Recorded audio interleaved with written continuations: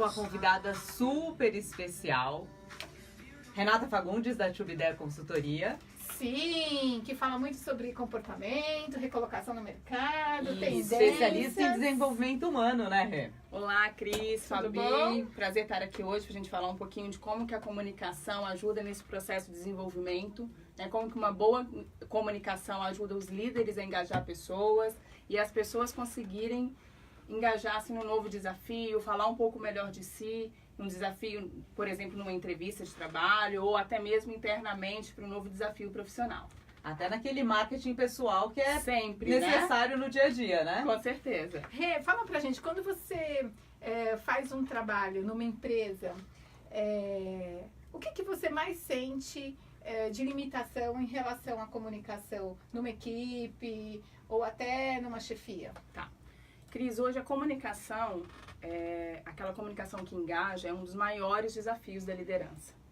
Né? A gente tem um conceito de comunicação muito coletiva, né? E cada vez mais os líderes eles precisam entender que cada pessoa ela tem uma necessidade e se a gente consegue identificar essa necessidade nas pessoas, o líder ele vai conseguir atingir especificamente a forma como comunicar com aquela pessoa, como ela vai se engajar. Então, por exemplo, numa equipe, a gente pode ter pessoas que têm necessidades de segurança, de integração, de realização. E é importante que ele faça essa percepção da equipe, que ele tenha essa percepção da equipe, para que ele consiga se comunicar melhor, para que ele consiga dirigir esse desafio e direcionar a equipe para onde ele quer. Tá. Porque normalmente o que acontece quando você fala assim, ele dirige a comunicação para a equipe. Então, Para o grupo. E as pessoas são diferenciadas. Sim. Têm necessidades diferentes. Sim. Por isso da comunicação realmente pessoal, ser necessária, individual. Exatamente. Porque a gente tinha um conceito, nós tínhamos um conceito muito geral sobre a motivação, né? Então, abrangente. Vamos motivar o time, vamos motivar né? o time. Uhum. E na maioria das vezes isso não dava certo. Tá. Né? Então ficava aquela dúvida, mas eu fiz errado, o que eu fiz de errado, o que faltou? E o que falta realmente é essa questão do individual, né? A gente conseguir enxergar o time, né? O grupo, o coletivo, mas como que cada um pode contribuir individualmente. Esse é o grande desafio do líder, ele conseguir levar a equipe, levar o time, mas olhando cada um nas suas individualidades e conseguindo comunicar diretamente com cada um. Agora, isso no dia a dia fica difícil, né? Porque, assim, normalmente as pessoas, os times, né, as equipes têm metas, têm coisas a buscarem. E aí, como que o líder vai olhar individualmente cada um e conseguir tirar o melhor disso? Como ele dá uma tarefa diferente para cada um, num desafio, numa proposta? Como é que acontece? A chave isso? de tudo isso é o autoconhecimento, tá? Um dos pontos principais que eu trabalho com os líderes a gente só consegue levar uma pessoa a um outro lugar se a gente consegue fazer isso individualmente, como líder. Uhum. Então, a partir do momento que ele faz esse trabalho com ele, entendendo quais são as crenças, quais são as motivações, e ele começa a fazer ou possibilitar que as pessoas falem das suas necessidades, dos seus desafios, de onde eles querem chegar, ele consegue fazer isso de uma forma diferenciada. Como que isso acontece na prática? A gente pode identificar quais são as habilidades de cada um daqueles membros da equipe, né? Desenvolver planos separados de carreira ou desenvolvimento, né? E a gente consegue também identificar quais são os comportamentos presentes em cada um deles. Agora, a gente pode dizer também que essa é uma característica do líder que tem empatia como característica, né? Com certeza. A empatia hoje é uma das principais competências da liderança. Explica o que é empatia, porque às vezes as pessoas confundem empatia com simpatia e não tem nada a ver, né? Empatia, a gente geralmente fala, nossa, não, eu sou super empático. E aí a gente se coloca na seguinte situação. Ah, se fosse eu faria diferente. Né, Xane? Então vamos esclarecer. Isso não é empatia. Não. Empatia é se colocar no lugar do outro com as características e condições que o outro tem para encarar aquele desafio. Tá. E isso aí inclui o que você viveu, as suas referências, o seu repertório, a sua visão de vida. Exatamente, porque nós somos formados pelas nossas crenças, pelas nossas experiências, né? E tudo aquilo que a gente acredita e faz com aquilo. Então, a forma como o líder tem de ser empático, ele enxergar que cada uma dessas pessoas, elas têm uma experiência diferente da dele, elas têm um know-how diferente e que por isso ele precisa chegar naquele ponto específico. E a partir do momento que ele entende que aquilo dali é um desafio para aquela pessoa, e ele aceita isso como um desafio, ele consegue aproximar e fazer com que a pessoa se aproxime e confie nele nesse processo de desenvolvimento. Certo. Né? O grande ponto aí é que geralmente as pessoas elas se fecham, principalmente com os líderes, quando eles não têm uma comunicação próxima e assertiva, porque eles ficam com medo de ser avaliado, né? Então, é o meu gestor, como é que eu vou falar isso com ele, que eu não sei fazer esse trabalho, ou que eu tô com dificuldade. Então, é uma super dica para os líderes para que eles sejam empáticos, porque isso aproxima e a confiança ela vai estabelecer uma comunicação muito mais eficaz para um resultado. Agora, esse medo que as pessoas têm, pode ser depois, no decorrer, já estando dentro da empresa, ele já começa na entrevista, né? Como eu vou falar, como eu vou me postar, como é que eu vou passar realmente que eu sou o candidato para aquela vaga, ideal para aquela vaga. A entrevista, para muita gente, ela é um grande fantasma, né? Assim como as nossas provas, né? Por quê? Porque nós temos várias crenças sobre a entrevista. Eu vou ser testado, eu não sou bom o suficiente, eu não sei falar, ou por algumas vezes eu me dei mal em entrevistas e não consegui colocar o que eu realmente sabia, né? E geralmente quando eu faço coaching de carreira, o que eu oriento e ajudo nesse processo é que as pessoas elas saibam identificar quais são seus pontos fortes, elas escrevam sobre as suas experiências, como que essa experiência pode ajudar naquele desafio específico, naquela empresa, que elas sejam objetivas na entrevista, né? Porque a gente tem uma experiência muito vasta e às vezes aquela experiência não faz nem sentido para aquela empresa. E a entrevista, ela tem que ser objetiva, focada. Qual é o seu objetivo? Ela já tem que ir com isso muito desenhado, muito bem desenhado, porque às vezes a gente fica nervoso, a gente se atrapalha e aí a gente deixa de falar o que é realmente importante. Então, organizar o que você tem que falar numa entrevista, fazer um roteiro prévio, tanto da sua experiência quanto da empresa, é fundamental. Agora, o medo de ser avaliado trava, né? Trava. Então, uma dica que eu falo sempre é que, como nós somos formados pelos nossos sistemas de crença, muitas vezes esses sistemas de crença, eles não são mais válidos. E a gente esquece de questionar. Então, a gente com a gente mesmo. A gente com a gente mesmo. Então, assim, eu posso falar assim... Então eu tenho um limitador em mim que eu fico me auto-limitando. Você se bloqueia, né? Me saboto. Em algum momento, isso vira, como a gente chama, inconsciente, né? Porque vira tão automático. Ele já tá ali, né? Ele já tá ali. Então, chega aquela situação, você trava. Você fala, mas por que eu travei? Né? Então, porque como a gente funciona? A gente pensa, sente e age. E se a gente não policia esse nosso pensamento, esse nosso sistema de crença, a gente pode ir para uma entrevista já com essa... Nossa, a entrevista para mim é muito difícil, eu não coloco bem, eu não falo bem em público, eu não sei me colocar diante de uma crítica ou de uma cobrança. Não, então, a hora que eu começo a identificar quais são as crenças que eu tenho ligadas, por exemplo, à entrevista, o que eu penso quando eu vou para uma entrevista ou quando eu me preparo para ir para uma entrevista? Eu tenho medo, eu começo a suar, o que eu estou pensando? E eu começo a questionar, isso é real? Realmente eu não sei falar o que eu faço? Né? Eu já não fiz isso, eu já não trabalho tantos anos com isso, por que eu tenho receio de falar sobre isso? E aí a gente vai se colocando no outro lugar e a gente vai dando caminho para uma outra forma de comunicação. Até o que você falou um pouquinho antes, essa questão de preparar um roteiro. Vai preparado para a entrevista, né? Não vai simplesmente, vamos lá, vamos ver o que vai acontecer. Muita gente vai, né? Na autoconfiança. Pede ajuda, né? aí para todos os deuses, né? Vai na autoconfiança e não se preparou, muitas vezes não sabe nem o que é aquela empresa, de que forma o seu perfil acaba realmente encaixando com aquela empresa. A autoconfiança, Fabi, a gente cai numa armadilha muito grande na nossa mente, que é muito poderosa, né? Com certeza. E aí ela começa a colocar alguns gatilhos, algumas travas, e que por mais que eu falo, não, mas eu sei falar sobre isso, eu me preparei, eu já sou preparada, eu já tenho experiência, na hora que você vai buscar o seu arquivo, se ele não está organizado, eu sempre faço essa metáfora.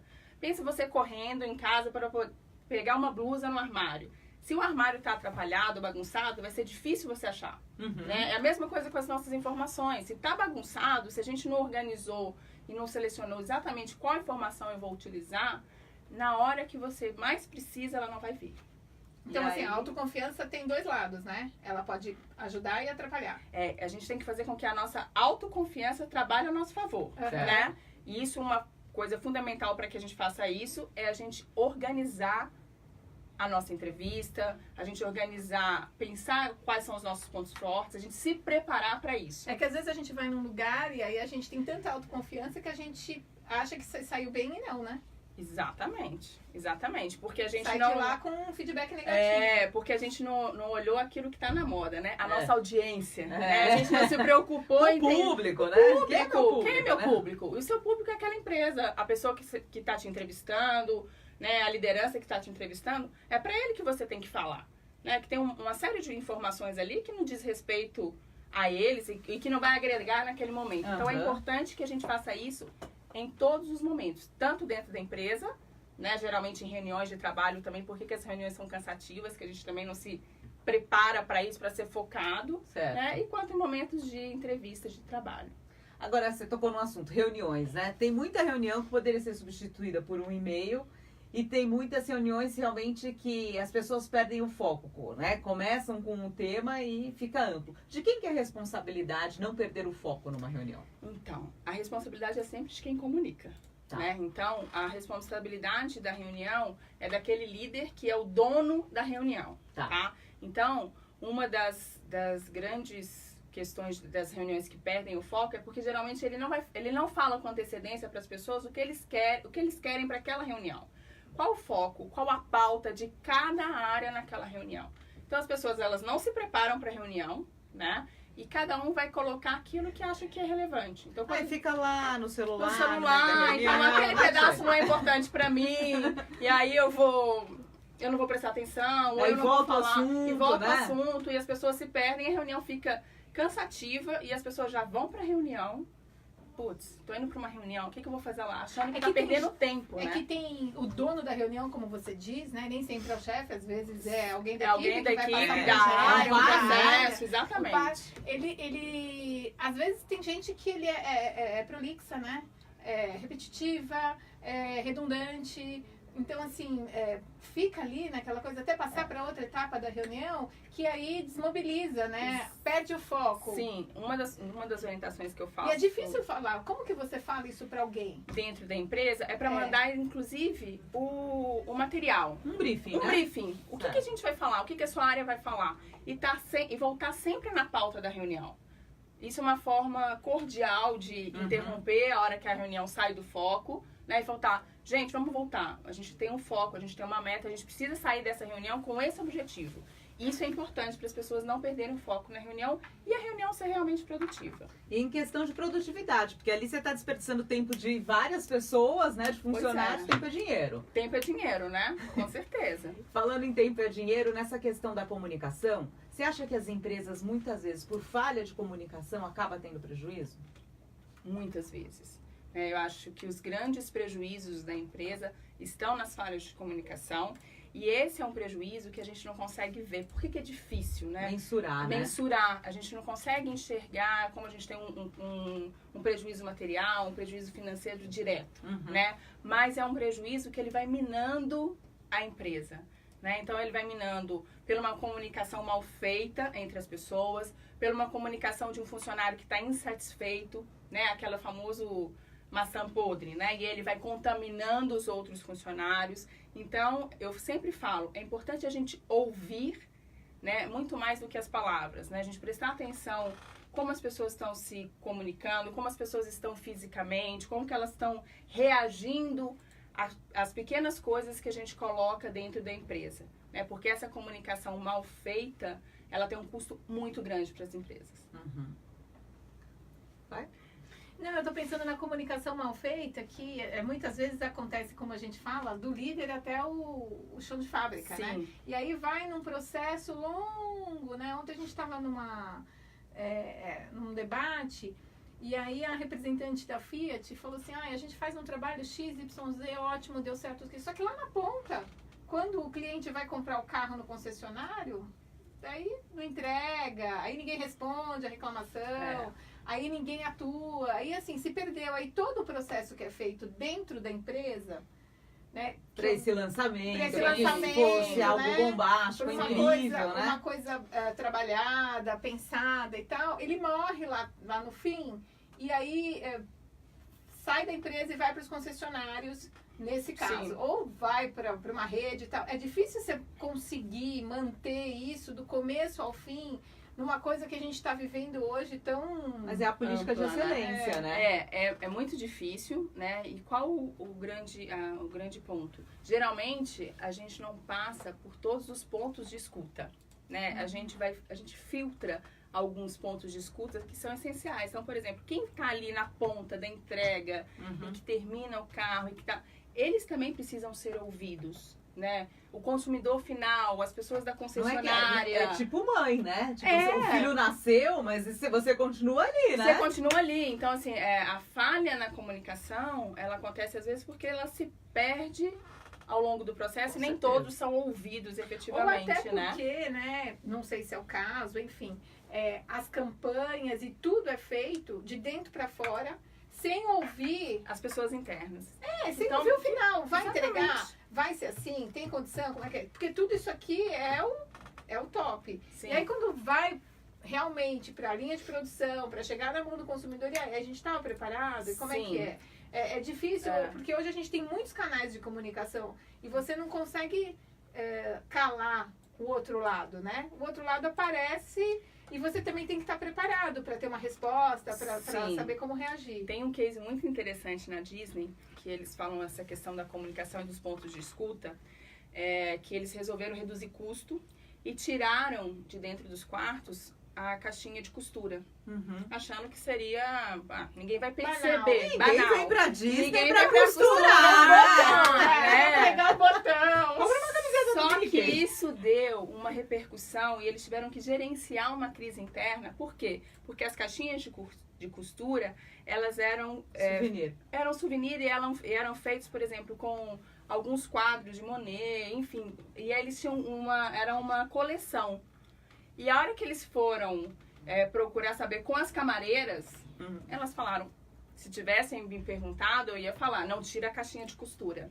Porque para elas eram um ponto de escuta ali, né, do cliente. Ela sabia o quanto o cliente se ficava sentia presenteado, né? E feliz ao ver aquela caixinha de costura tão cuidadosa e tão diferente, né? Então, esse é um ponto importante dentro das empresas. Quem tem o contato direto, né, com quem vai ser atingido, não é? Exatamente, quem isso ouve é uma coisa efetivamente. Tão interessante que, recente, aí nas férias eu me hospedei num hotel e aí um funcionário, um organizador lá chegou e fez assim, vocês já vão embora amanhã já? Então, daqui uma semana vocês vão receber um e-mail de feedback, se vocês puderem responder, falar o que vocês acharam da nossa equipe de esporte. Então, assim, as pessoas que estão do outro lado, não é fazendo propaganda, mas assim, querendo que realmente do feedback, né? Pra poder melhorar. Porque muita gente é avaliada, recebe bônus, tem um monte de coisa que tem ganhos, né? Para quem está trabalhando e está oferecendo um serviço, uma boa estada, no caso do hotel. Sim. Então, assim,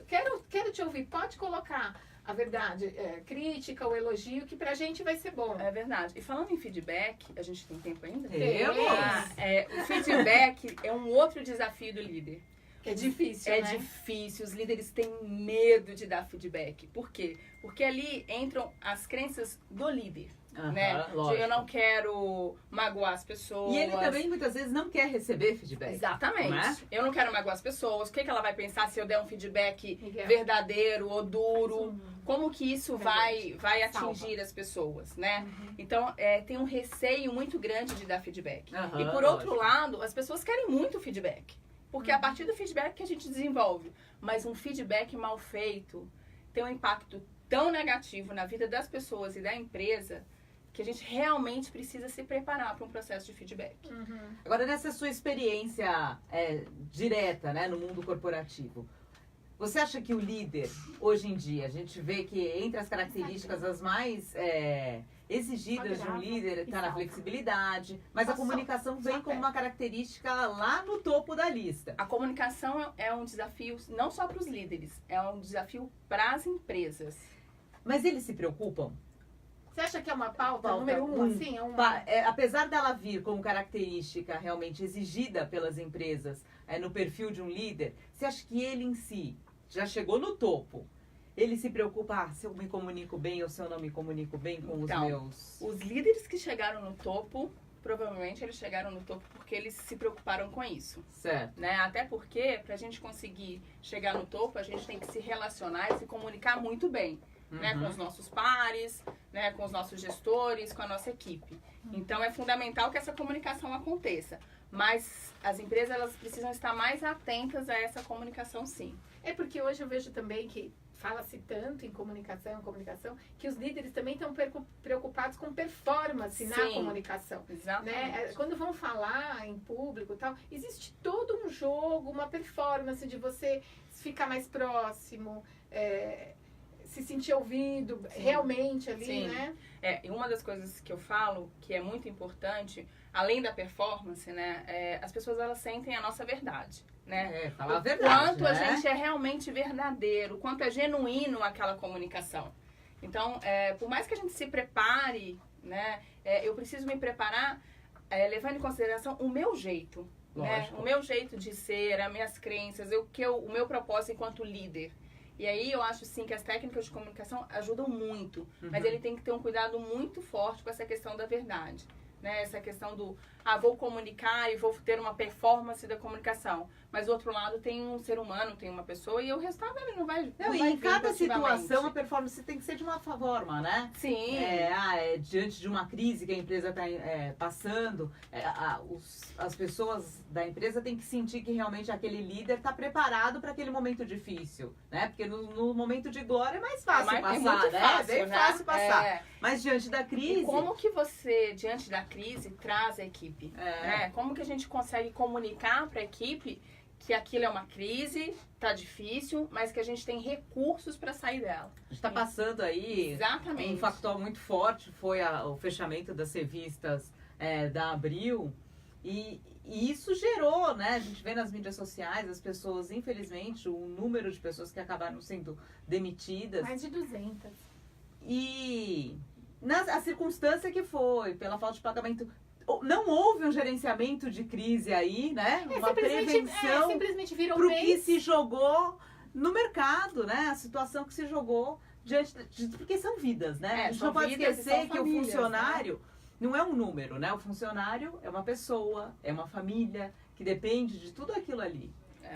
E esse pensamento, né, que eu falo, o pensamento de abundância, de entender o quanto um processo ele vai abranger todo um cenário, família, a economia de uma cidade, a economia de um bairro, ele é fundamental até mesmo nesse processo de gerenciamento de crise, né? De fazer com que as pessoas se sintam parte e contribuam nesse processo, né? Porque querendo ou não, nessa questão da Abril, no dia seguinte alguém apagou a luz, né? E quem ficou lá, né? Como que isso foi conduzido?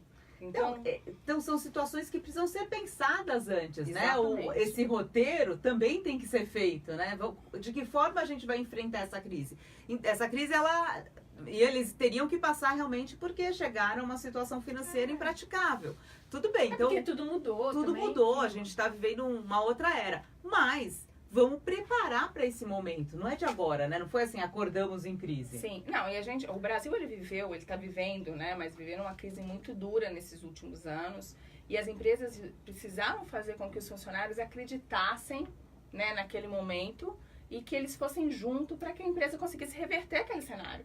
Né? Porque também é difícil a gente levar confiança para onde a gente não está enxergando um futuro promissor. Então, eu preciso preocupar, como que eu vou comunicar esse funcionário? Como que eu vou fazer com que ele acredite que se ele contribuir, a gente vai conseguir reverter? Isso volta lá na primeira pergunta, né? No engajamento. No engajamento. Porque daí também conseguir engajamento na crise é difícil. É o que a Fabi falou, né? Ou quando tá você tudo já bem, tá ótimo, ótimo, né? Você tá... Agora na crise, e aonde que a gente engaja na crise? A hora que a gente faz conexão verdadeira. A hora que a gente fala, olha, eu entendo a sua necessidade real de segurança, que é salário, né?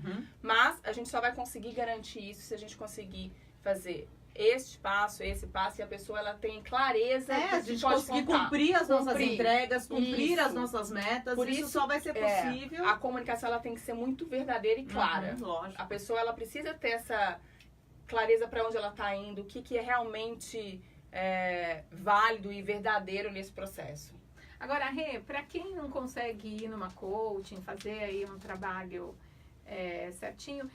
Que dica você daria aí? A gente está com 13 milhões de pessoas aí em busca de emprego, né? Sim. Tem gente que eu vi agora no metrô, que eu vim de metrô, uma menina com uma listinha e com os nomes e os telefones que ela acho que ia passar, ela fez um roteirinho ali.